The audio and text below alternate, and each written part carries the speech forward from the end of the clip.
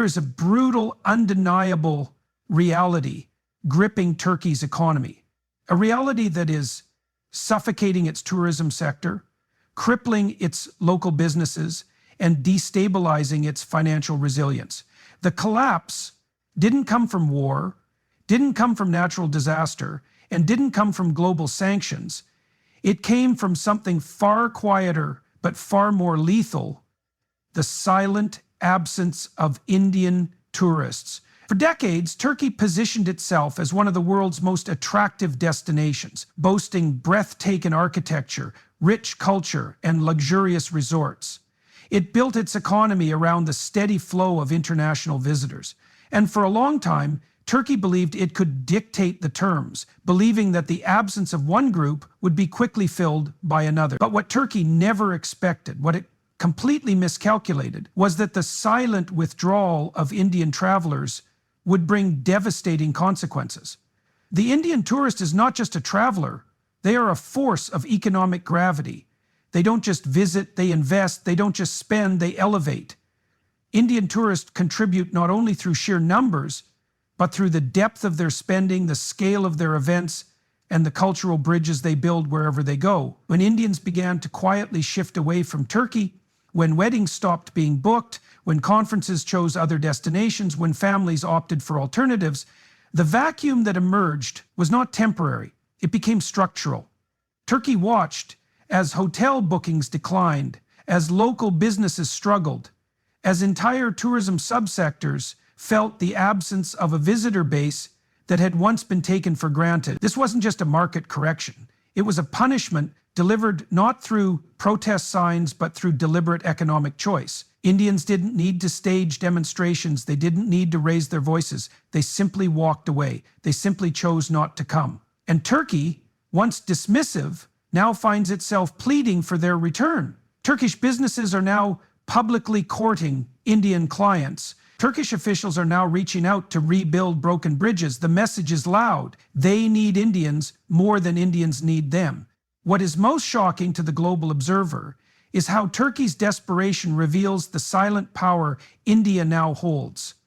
Power isn't always projected through weapons or trade deals. Sometimes it is projected through absence. Sometimes it is felt most when people simply refuse to participate. Turkey's economy is bleeding from a wound it inflicted upon itself by misreading India's importance. And now the tables have turned. Now the traveler who was once overlooked is the one holding the key to recovery. This is not about revenge, it's about respect. It's about understanding that in today's world, you cannot ignore India's voice, you cannot dismiss Indian sentiment, and you cannot survive without Indian participation. Turkey woke up to this truth too late. The boycott was never declared through official channels. It was executed through quiet, calculated choice. And now, Turkey is begging not for attention, but for a second chance. There are moments when nations overstep, when pride blinds them to the long-term consequences of their words and their actions. Turkey made such a misstep. It wasn't an accidental comment, nor was it a diplomatic misunderstanding. It was a pattern, a consistent stream of political statements and alignments that deeply alienated Indian sentiment. Turkey's leadership in its pursuit of global positioning chose to openly criticize India on sensitive issues, aligning itself with narratives that directly clashed with India's core interests and dignity. They thought it was a geopolitical move. They thought there would be no cost, but they were wrong. The Indian people don't respond to disrespect with rage, they respond with distance.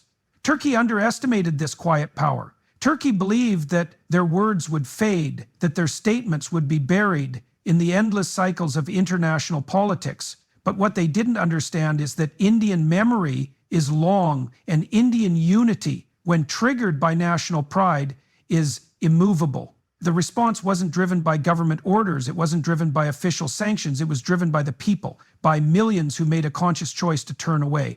Turkey didn't just make political comments, it made repeated diplomatic gestures that struck at the heart of India's sovereign identity. It took positions on Kashmir that weren't Turkey's to take. It aligned with countries and platforms that consistently attacked India's internal decisions. Turkey's leadership may have believed they were earning points on the global stage, but what they truly earned was silent disapproval from one of the world's most powerful consumer bases. The Indian public does not forget when national dignity is challenged. And the boycott wasn't shouted in the streets. It was whispered in families, discussed in communities, and cemented in travel decisions. People stopped booking flights. Couples stopped choosing Turkey for their weddings. Families started exploring other destinations. Business groups diverted their conferences. Travel agents quietly began suggesting alternatives. Social media influencers, once eager to showcase Turkey's beauty, simply stopped. The disengagement wasn't aggressive.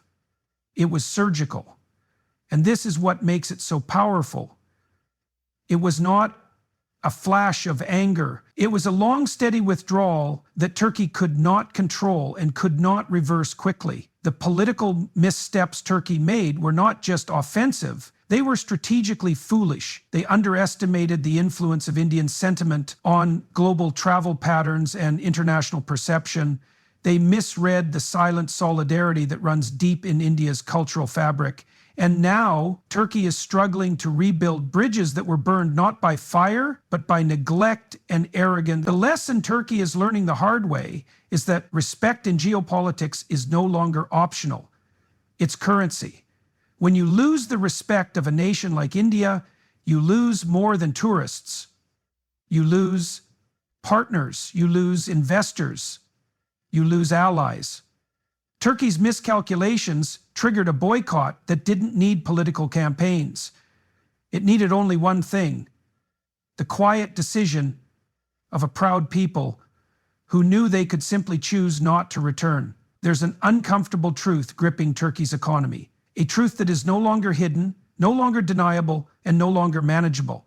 Turkey has built a tourism-dependent financial ecosystem, and Indian outbound tourism has silently become one of its most critical lifelines. For years, Turkey's flourishing cities, pristine beaches, luxurious resorts, and world-famous heritage sites attracted millions from Europe, Russia, and the Middle East. But the dynamics have shifted. Regional conflicts, economic instability, and changing travel trends have gradually narrowed Turkey's options. And as other tourist flows began to fluctuate, the rise of the Indian traveler was no longer a bonus, it became essential. Indian tourists are not just another statistic. They are one of the highest spending traveler demographics globally. They don't travel small. They travel in large family groups, they host grand weddings, they book premium accommodations, they support local vendors, they invest in cultural experiences, and they inject life into entire sectors of the local economy. Indian weddings alone can bring multi-million-dollar contracts to hotels, decorators, caterers, and airlines. This is not just tourism, it is economic infrastructure.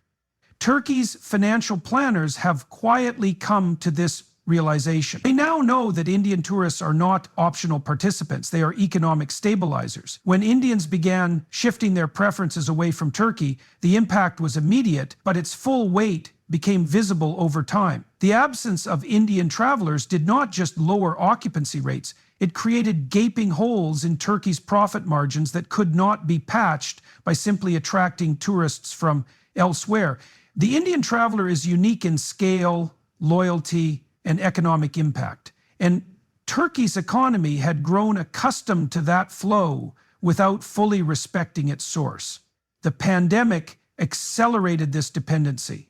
As global tourism ground to a halt, every country scrambled to identify which nations would power their recovery when the borders reopened. Turkey soon realized that Indian tourists, with their strong pent-up demand and increasing disposable income, were among the most valuable assets in global tourism. Other countries, from the Maldives to Switzerland, have aggressively competed to win the Indian market. Turkey, once an automatic contender, found itself quietly sidelined, not because Indians didn't want to travel, but because they chose not to travel there. Now Turkey is actively reaching out to Indian wedding planners, travel agencies, and influencers. They are offering incentives, discounted packages, and strategic partnerships in a clear attempt to rebuild the broken bridge. Turkish hotels are lobbying for Indian business with a sense of urgency that wasn't there before. The desperation is not fabricated. It is driven by hard numbers, by financial pressures, and by an undeniable awareness that Indian outbound tourism is no longer a backup plan, it is a pillar. Turkey's financial dependence on Indian travelers has grown silently, but the consequences of losing that support are now loud and undeniable. Turkey is not just asking Indians to return, and the world is watching as one nation comes to terms with a global truth. You cannot dismiss those on whom your survival depends. The silent power of Indian economic choice has spoken, and Turkey can no longer afford to ignore it. Powerful nations rarely admit when they have miscalculated. They rarely walk back public stances. They rarely show visible signs of retreat. But Turkey's diplomatic posture towards India has shifted in ways that are impossible to deny. The same country that once aligned itself vocally against India's core interests is now stepping back, softening its tone, and recalibrating its approach. This is not coincidence. This is not a routine shift in international relations. This is evidence of something much larger. India's growing weight on the global stage, a weight that has now become too significant for Turkey to challenge. Turkey's earlier political alignment on sensitive issues, particularly regarding Kashmir, was a gamble, a decision that aimed to position Turkey as a voice for certain blocs in international politics. But what Turkey didn't anticipate was the magnitude of India's silent influence, and more importantly, the refusal of Indian citizens and businesses to support a nation that publicly disrespected their sovereignty. The Indian people did not need official instructions to respond. They reacted with quiet discipline, choosing to disengage economically and socially. This informal boycott didn't need government backing to become powerful. It only needed national unity. Turkey soon realized that this was not a reaction that would fade. It was a structural break. Indian tourists stopped coming, Indian events stopped happening, Indian businesses turned their attention elsewhere. It wasn't loud, but it was effective. And as Turkey's economy began to feel the sting, the diplomatic signals started to change. Turkish officials who once confidently criticized India began softening their rhetoric. The aggressive public statements disappeared. Invitations for renewed dialogue quietly surfaced. Turkish tourism boards began investing specifically in the Indian market again, this time not from a place of confidence, but from a place of need. This diplomatic backtracking is not a sign of weakness. It is a sign of awakening. Turkey has realized that India is no longer a secondary partner. India is now a primary force. It is a country that can no longer be dismissed, insulted, or sidelined without immediate and measurable consequences. Turkey's pivot reveals that the weight of Indian consumers, Indian capital, Indian influence, and Indian strategic positioning has become unavoidable in global calculations. What makes this even more profound is that India did not need to engage in retaliatory diplomacy. It didn't need to issue formal threats or aggressive counter-statements. India's people, its businesses, its travelers, and its quiet refusal to participate did the work. The message was delivered without confrontation. If you want Indian participation, you must show Indian respect. This is not just a story of two nations. It is a lesson in the silent leverage that rising powers now hold in a rapidly shifting world order. Turkey's diplomatic recalibration is not simply about repairing tourism. It is about survival in a world where India's acceptance can no longer be taken for granted. The power balance has shifted, and the world, including Turkey, is now realizing that India's voice doesn't need to shout to be heard. It only needs to choose where it stands. It is a forum of power that no longer depends on armies, no longer relies on sanctions, and no longer needs formal declarations. It is the power to shape global narratives. It is the ability to decide what stories the world will tell, what partnerships will matter, and what consequences will unfold when respect is withheld. India's rise is no longer just about economics or diplomacy.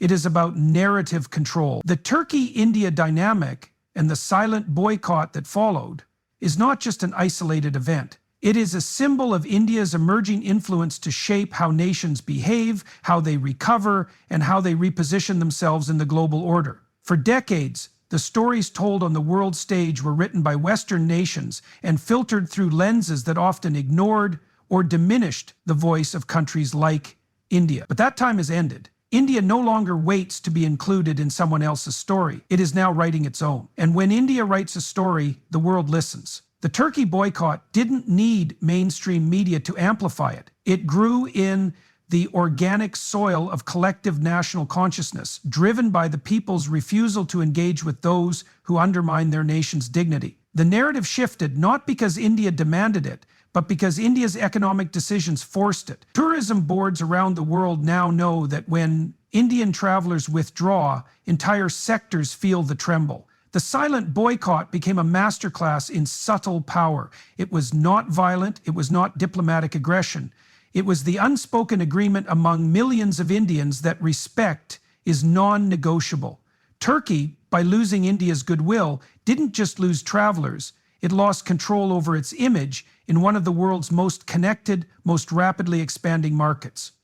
This shift proves something much larger. India is now a force that silently commands respect without needing to threaten, without needing to broadcast dominance. It is no longer acceptable to ignore Indian sentiment. It is no longer acceptable to overlook India's stake in global conversations. Countries have begun to realize that winning India's approval, securing Indian partnerships, and attracting Indian consumers are not optional steps. They are prerequisites for sustained relevance. Turkey's urgent pivot, their attempts to rebuild bridges, is not just about economic recovery. It is a quiet admission that the cost of disrespecting India is too high. It is recognition that global influence is no longer concentrated in old power centers. It is shifting to places where people can organize, withdraw, and redirect their spending with discipline and pride. The most powerful nations in the coming decades will not be those who dominate the airwaves with threats. They will be those whose absence can collapse industries, whose silence can dismantle reputations, whose disengagement can tilt markets. India is becoming that nation. Turkey's story is simply the latest example of what happens when a country underestimates the power of India's quiet, unified voice. The world is learning that India's respect must now be earned, and that lesson came too late for Turkey.